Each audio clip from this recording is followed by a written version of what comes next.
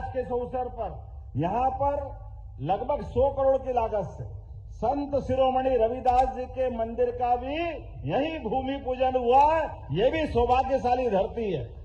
रविदास जी वो व्यक्ति हैं जिन्हें जीवन के कितने प्रकार के पाठ पढ़ाए जीवन में, वो भी उस दौर में जब रविदास जी को जीवन और उनकी अपनी जीवन पद्धति और उनका व्यवसाय, कई प्रश्न उठाते थे लोग उस समय, लेकिन अपने परमात्मा पे विश्वास करके सनातन संस्कृति को धन्य करने के लिए कोई संत आगे बढ़े तो वाकई रविदास जी को नमन करने की जरूरत है।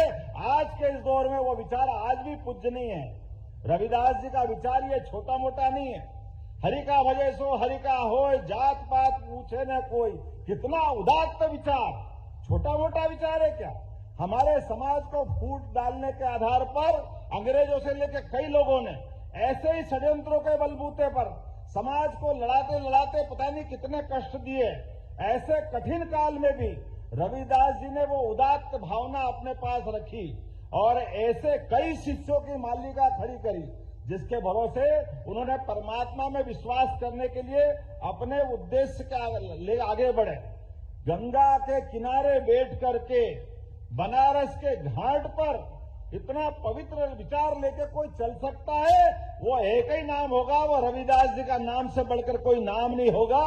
जिनके पास चित्तौड़ की महारानी भी प्रणाम करके अपने आप को धन्य मानती है, ये रविदास जी का जीवन हो सकता है। हम सब के लिए सौभाग्य की बात है। आज के इस अवसर पर यहीं पर एक और जानकारी देना चाहूंगा। यहाँ पर लवकुश भगवान का मंदिर भी 10 करोड़ की लागत से बनने वाला है। ये भी हमारे लिए सौभाग्य की बात। मैं आज के इस अवसर पर एक तो आपने जो मांग रखी शैलेंद्र भाई, हमारे गोविंद भैया, बीडी जी, सबने कहा है कि यहाँ पर स्टेट यूनिवर्सिटी की जरूरत है, तो हमने कहा इसी साल जून से यहाँ विश्वविद्यालय की स्थापना करने की घोषणा करते हैं। अगर हमारे अपने यहाँ इस जगह पर सरदार, हमको मालूम है सर हरि सिंह गौर अपने पैसे से विश्वविद्यालय खोल सकते हैं, तो इतनी सरकार इतनी दरिद्र थोड़ी है कि आप की मांग नहीं मानेगी, निश्चित रूप से मानेगी, क्यों नहीं मानना चाहिए। और इसकी व्यवस्था भी हमारे अपने लिए अभी कोई भवन तैयार होगा, उसी भवन में इसी सत्र से विश्वविद्यालय प्रारंभ कर दिया जाएगा।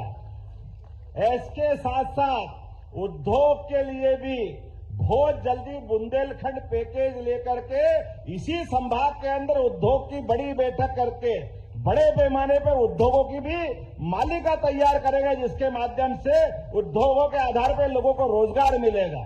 इस व्यवस्था के आधार पर भी हमने निर्णय किया है कि बुंदेलखंड की धरती पे इस बात की भी आवश्यकता है। मुझे एक और बात आपने कही कि बुंदेलखंड में वो जो हमारी सड़कें खुद गई और आपने कहा कि वो टाटा कंपनी का कोई पैकेज है। हमने कहा कोई कंपनी ने एग्रीमेंट किया है तो हम तो उससे जब तक पाई वसूल नहीं कर ले, ये सरकार चुप नहीं बैठेगी। 25 करोड़ रुपए उससे वसूल करके निश्चित रूप से आपके इस सागर के लिए जो सड़कों के लिए खुद ही उसको देने का एस्टीमेट बनाया। मेरे पास नगर परिषद का ये आ गया एस्टीमेट का पत्र। निश्चित रूप से बहुत जल्दी आपकी राशि आपको देंगे और उससे हम निश्चित रूप से राशि लेंगे। लेकिन अभी तो उत्सव का माहौल चल रहा है और उत्सव का माहौल कैसा चल रहा है इसका आनंद हम सबको आ रहा होगा। अपने यहाँ कितनी अच्छी संस्कृति, कितने अच्छे हमारे त्योहार पर्व रहते हैं। आप अंदाजे लगा लो कि हमारे जितने भी त्योहार और पर्व होते हैं, पर्व जितने भी होते हैं, जैसे एकादशी, नवरात्रि, सावन का मास, ये सब पर्व वाले जिसमें उपवास करते हैं, और त्योहार इतने जिसमें सबको खाने पीने को खूब मिले, खूब आनंद के साथ मस्ती के साथ खाओ, तो होली, दिवाली, दशहरा ये त्योहार के रहते हैं। और संक्रांति हम सब समझ सकते हैं, यशस्वी प्रधानमंत्री ने फिर हमको एक दिवाली दे दी है, एक त्योहार का मौका आया हम सबके लिए, जिस त्योहार के आधार पर हमारा अपना 22 तारीख का दिन इतिहास में अमर हो जाएगा, अमिट हो जाएगा। मैं आज इस बात के लिए बड़े गर्व के साथ भी कहना चाहूंगा, इस बात के लिए क्योंकि जो बात चली है यहाँ सागर की धरती पर, सागर की वो धरती है जहां शिक्षा को लेकर के सर हरि सिंह गौर ने अलग अलग प्रकार से अपना जीवन की कई यात्रा और कई सारे मुकाम पर उनकी अपनी पहचान बनी। लेकिन उन्हें अपनी जन्मभूमि पर सागर की धरती पर अपनी सारी संपदा लेकर के यहां आकर के जो विश्वविद्यालय का दान दिया था, वाकई वो उससे बड़ा दान कुछ हो नहीं सकता है। आधुनिक समय के लिए वो इतना बड़ा सम्मान है। मैं उनको नमन करते हुए अपनी बात कहूंगा।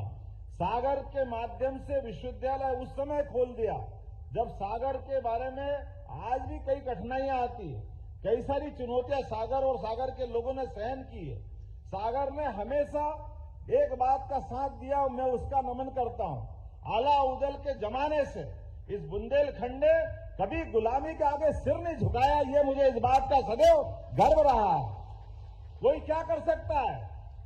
कोई यही कर सकता है, कोई खाने को कम देगा, पीने को कम देगा, कोई व्यवस्था छीन लेगा, लेकिन स्वाधीनता तो नहीं छीन सकता ना।